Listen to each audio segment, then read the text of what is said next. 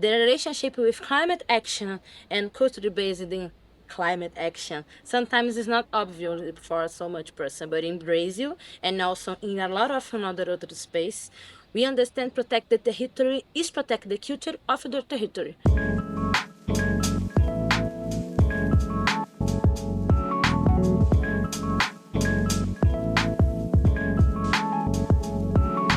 We've come together today not just as artists, policy shapers, cultural workers, activists, but as storytellers, caretakers, witnesses of this moment in history. And a moment where the climate crisis is demanding not just new data, but new ethics. We will have a gathering of reflections that respond to 5 core prompts, which we're calling acts. These 5 acts reflect the emotional and ethical terrain we must navigate if we are to chart meaningful climate solutions that are not only urgent, but are just, cultural, and collective. And then also I invite you to have a think about these 5 acts. Which one speaks to you? Which one would you like to come in and give your intervention on and really speak to your work and what you're doing and how you want to answer this in a way that you really take the space and feel listened to?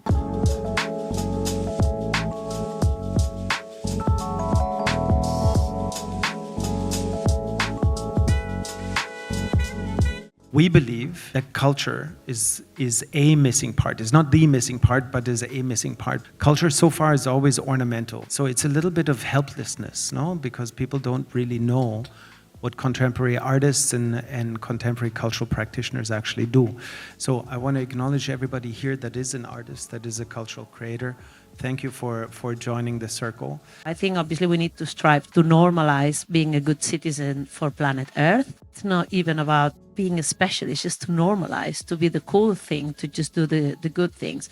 We need to start showing less of more and show more of less. One of the people that created Artivism is Kumi Naidoo. And last year, during the first gathering that happened in South Africa, he said something that in his opening speech. And the first things that comes out, and because of his personal life story, he moved to the space of artivism and using arts and culture as a tool for social change.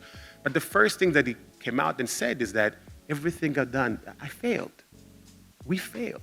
Our generation failed because of something that you said in the beginning, because we were so fixated in truth and be right and data that we forgot how humans work. I was thinking about a paper that I was just listening to at a conference in Athens on the history and archaeology of Jordan.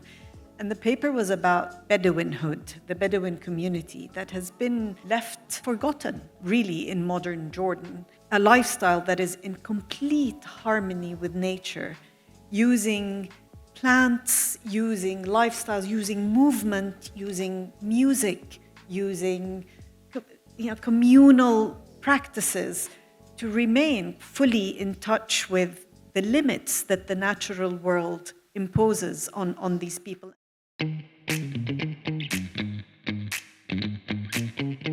The Mondial Cult is the COP for culture. So like the COP is the climate conference, really important for the decision makers, will make difference in our territories. The Mondial Cult is the same thing.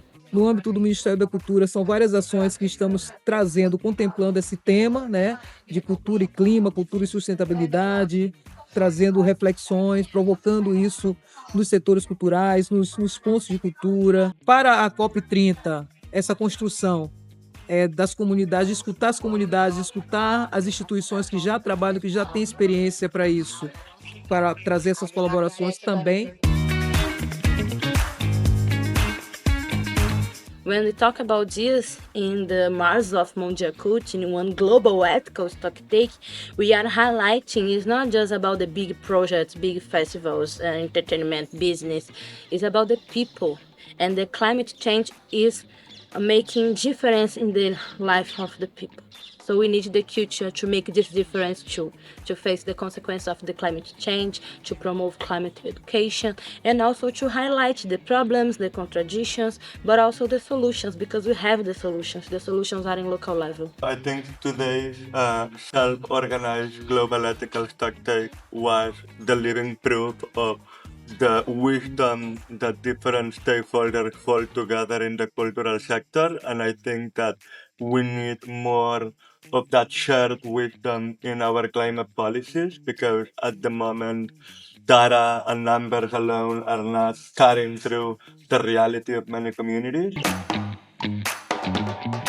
Especially in these spaces, it's so key to acknowledge and to address, the points of privilege and, what privilege do we come from and how are we using that privilege to also speak up for the ones and care for the ones that don't have access to coming to these spaces, especially when we talk about local to global solutions.